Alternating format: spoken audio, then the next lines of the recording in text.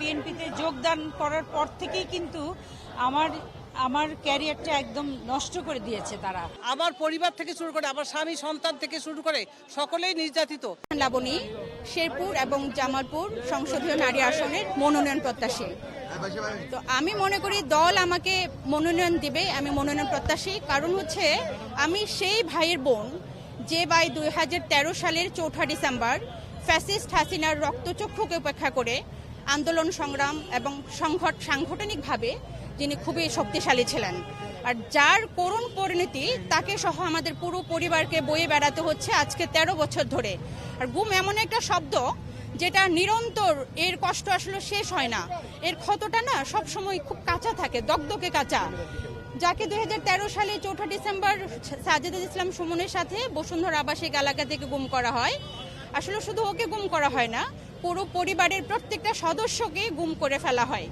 আর তারপর থেকে আসলে আমি সেই মায়ের সন্তান যে মা তার এক সন্তান গুম হওয়ার পরও, আমার বড় ভাই এখানে আছে মশিউর রহমান লুটাস, তাকে বলেছে বাবা আমি এক ছেলেকে কোরবানি দিয়েছি, তুমি কখনোই ফ্যাসিস্ট হাসিনার সাথে কোনো ধরনের তার রক্তচক্ষুকে উপেক্ষা করে হলেও আন্দোলন সংগ্রাম চালিয়ে যাবে। আসলে আমি আইন প্রণেতা না, আমি ইংলিশ লিটারেচারে পড়াশোনা করেছি। সংসদে গেলে আসলে মানে আমার ভিতরের যে কষ্ট, রাগ, ক্ষোভ, বাংলাদেশ থেকে সমস্ত ধরনের গুম, খুন, বিচার বহির্ভূত হত্যা, এগুলো চিরতরে নির্মূল আমি ইনশাল্লাহ করতে চাই।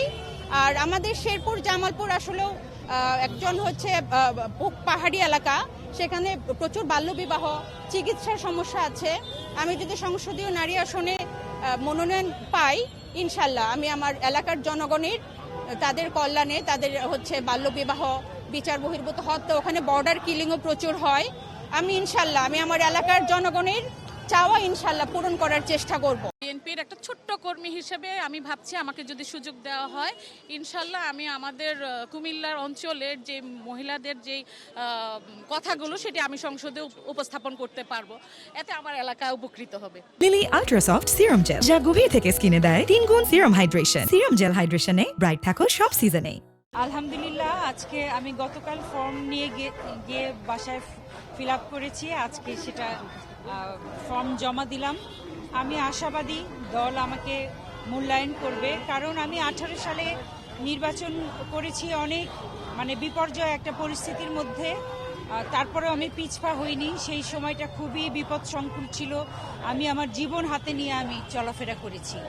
আর তারপর থেকে আপনারা জানেন যে 13 সালে আমি বিএনপিতে যোগদান করার পর থেকেই কিন্তু আমার ক্যারিয়ারটা একদম নষ্ট করে দিয়েছে তারা।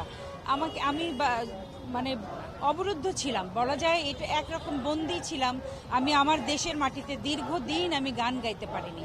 একজন শিল্পীর যখন কণ্ঠরোধ করা হয় সেটাকে আসলে বন্দিত্বই বলা যায়। তো যাই হোক, সেগুলো আমি সব কিছু ভুলে যেতে চাই।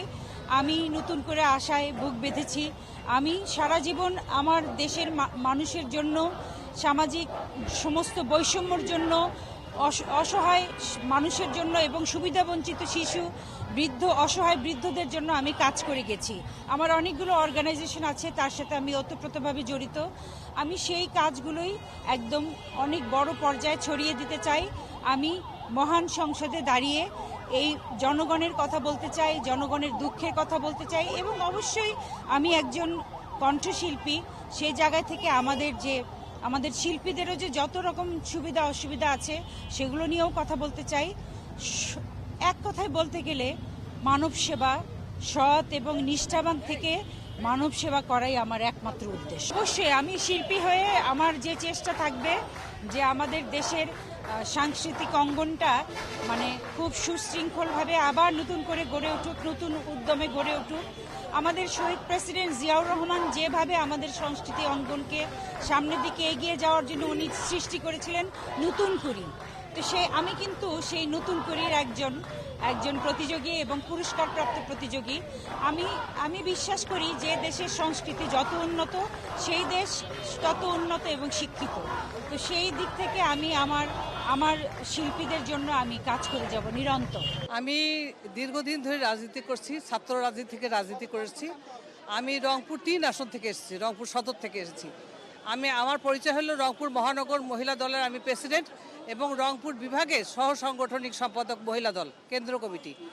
আমি এই জন্য আশা করছি যে আমি দীর্ঘ 40 বছর ধরে রাজনীতি করছি এবং আমি থেকে শুরু করে আমার রংপুর শহরের প্রতিটা মানুষই জেল জুলুম হলিয়া মাথায় নিয়ে আমরা কিন্তু রাজপথে ছিলাম এবং 17 বছরের এই আন্দোলনে একটা দিনের জন্য এক মুহূর্তের জন্য আমরা পিছু পাওয়া হয়নি।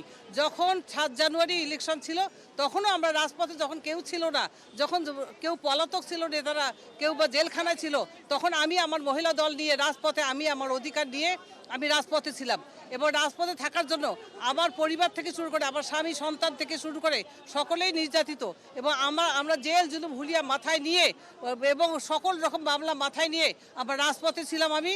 এবং আমি একদম আইনজীবী হিসেবেও আমি কোর্টে সকল মামলা আইনি লড়াইয়ের সাথে আমি সম্পৃক্ততা ছিলাম এবং এই জন্য আমি আশা করি যে আমি অ্যাডভোকেট রেজেকা সুলতানা ফেন্সি, এক নামে অ্যাডভোকেট ফেন্সি বললে রংপুর শহর সহ সারা বাংলাদেশে আমাকে চিনবে। এই জন্যই আমি একটা দিনের জন্য, একটা মুহূর্তের জন্য আমি রাজপথ থেকে বাইরে চলে যাইনি। আমি আশা করি দল আমাকে মনোনয়ন করবে, দল আমাকে মূল্যায়ন করবে। আমি চাই আমার মতো নির্যাতিত নিপীড়িত যারা রাজপথে ছিল দীর্ঘদিন ধরে, যারা সংগ্রাম করে লড়াই করেছে, যারা লোভ লালসার ঊর্ধ্বে সংসারে সকল কিছু ক্ষতি করে যারা রাজপথে ছিল, তাদেরকে দল মূল্যায়ন করবে আশা করি।